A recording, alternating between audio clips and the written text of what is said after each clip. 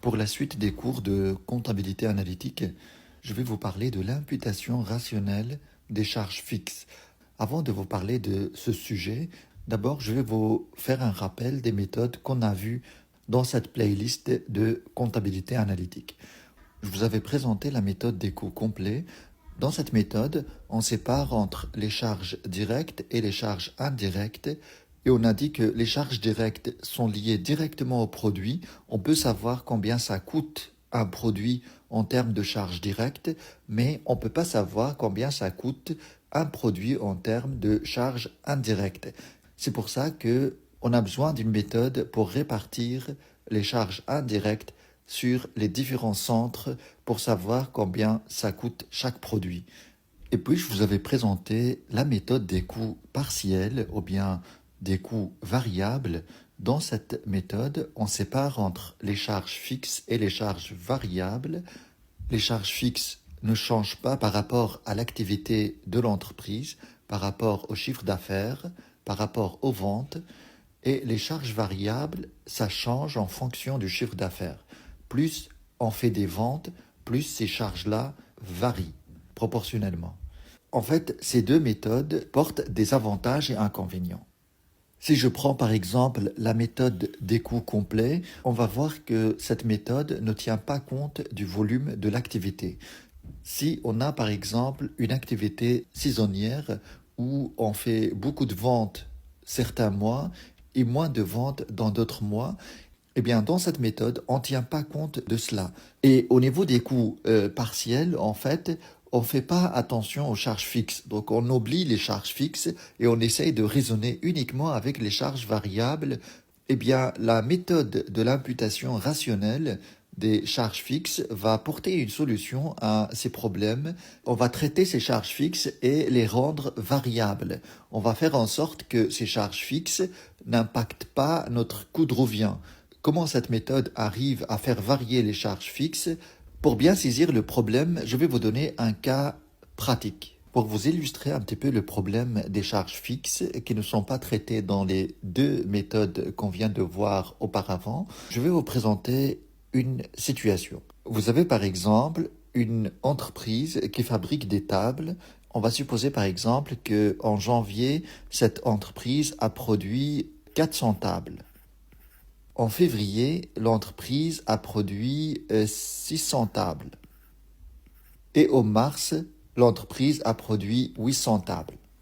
Les charges variables, on va supposer que ici c'est 800 euros, ici c'est 1200, et au mois de mars c'est 1600. Si je suppose par exemple que les charges fixes c'est 600 euros, la location par exemple d'un garage, 600 euros chaque mois, on paye 600 euros de loyer, de charges fixes. Alors, maintenant, le coût de revient complet. Le coût de revient complet, c'est la somme de charges variables et charges fixes. Vous avez 800 plus 600, ça fait 1400 euros. 1200 plus 600, ça fait 1800. 1600 plus 600, ça fait 2200. Le coût de revient unitaire, c'est combien ça revient de produire une seule table. Et pour savoir combien ça revient de produire une seule table, on va diviser le coût complet sur le nombre de tables qu'on a produit chaque mois. En janvier, j'ai produit 400 tables. Et mon coût total pour ces 400 tables, c'est 1400. Donc, le coût de revient unitaire pour chaque table, c'est 1400 sur 400 tables. Alors, je prends la calculatrice, 1400 sur 400 tables. Ça vous donne 3,5. C'est-à-dire que chaque table me coûte 3,5. Peut-être que c'est très peu, mais c'est juste un exemple pour vous expliquer la méthode. Après, avec une activité réelle, on va mettre les bons chiffres pour trouver le coût unitaire de chaque table. En février, vous avez 1800 sur 600. Vous avez 3 euros. Et au mars, vous avez 2200 sur 800. Ça fait 2,75. Vous voyez, le problème ici, c'est que on n'a pas le même coût de revient pour la fabrication d'une seule table. En janvier, j'ai 3,5, en février, j'ai 3 et en mars, j'ai 2,75. Et cela pose problème pour fixer ma marge, mon bénéfice, pour savoir à quel prix je vais vendre la table. Eh bien, j'ai un problème par rapport à ces calculs, à ces chiffres. C'est par exemple, on suppose que au mars, je fixe mon prix de vente à 3 euros, je vais faire une marge de 25 cents, de 0,25 par table. Mais si je pratique ce même prix ici, au mois de février, je ne vais rien gagner. Donc, ça me coûte la table 3 euros et je vais la vendre à 3 euros. Et si je fixe le même prix ici en janvier, eh bien, je vais perdre 50 cents par table. Vous voyez la difficulté d'avoir des coûts de revient unitaires différents en fonction des activités de l'entreprise, ça pose problème. Et ce qui pose problème véritablement, c'est le fait d'avoir des charges fixes qui ne changent pas par rapport à l'activité. C'est pour ça que cette méthode d'imputation rationnelle des charges fixes va faire en sorte que ces charges fixes-là vont dépendre aussi de l'activité de l'entreprise. Si je produis très peu, ces charges fixes vont être moins importantes. Si je suis dans une activité normale de production, mes charges fixes vont rester stables. Et si je produis plus que ce que je produis normalement, eh bien, ces charges fixes vont augmenter. Comment on peut faire ça? Eh bien, c'est ce qu'on va voir tout de suite. Je vais effacer le tableau, je vais effacer tout ça et je vais ajouter encore des lignes. Je vais effacer aussi les deux dernières lignes. On va ajouter la ligne de coefficient d'imputation rationnelle, les charges fixes imputées, coût complet avec imputation rationnelle, coût complet unitaire et puis niveau d'activité. Comment on calcule le coefficient d'imputation rationnelle? On va supposer d'abord que l'activité normale de l'entreprise, c'est celle de février. On suppose que l'activité normale égale 600 tables. Alors, comment on calcule le coefficient d'imputation rationnelle? C'est simplement, on va diviser l'activité réelle de l'entreprise sur l'activité normale. Donc ici, vous avez 400 sur 600. Ça fait 400 sur 600. Ça fait 0,66. Là, c'est 600 sur 600. Ça fait 1. Et là, on a 800 sur 600. Ça fait 1,33. Les charges fixes imputées, c'est simplement les charges fixes que vous voyez ici, on va les multiplier par notre coefficient. On va avoir, par exemple, pour le mois de janvier, 600 euros fois 0,66.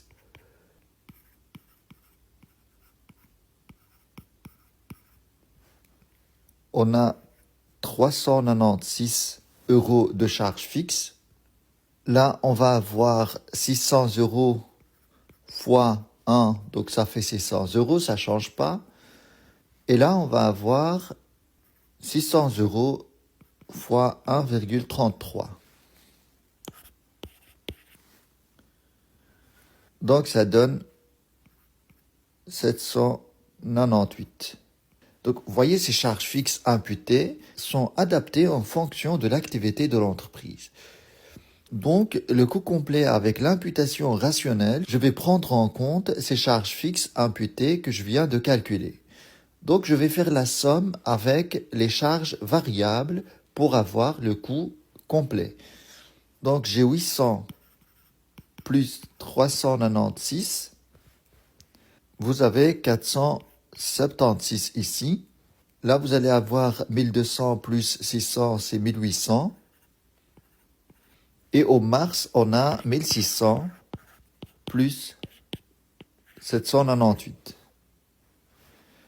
Ça fait 2398. Donc en janvier, on va avoir 396 plus 800, 1196. En février, on va voir 1200 plus 600, ça fait 1800. Et au mars, on a 1600 plus 798. Ça fait 2398. Le coût complet unitaire, on va diviser par notre production. 1196 divisé par 400 tables produites, ça donne un coût unitaire de 2,99. Dans le deuxième cas, on a 1800 divisé par 600 tables produites, on a 3. Et dans le dernier cas, 2398 divisé par 800, bien c'est un problème d'arrondi, donc c'est parce que ici on a 0,3333, plusieurs 3, et là pareil, on a plusieurs 6. C'est pour ça que on a 2,99. Mais c'est 3. Donc ici aussi, c'est 3 euros. Donc là, j'ai 3. Voilà, avec cette méthode, vous arrivez à adapter le coût unitaire de chaque table à 3 euros. Vous avez le même coût pour la fabrication de votre table. Ça revient au même coût de fabriquer une table, peu importe le niveau d'activité. Alors, le niveau d'activité, si on compare par exemple les charges fixes imputées et les charges fixes réelles, on va avoir soit moins de charges fixes, soit plus de charges fixes. En janvier, par exemple, si on fait la différence entre 600 euros de charges fixes et 396, on va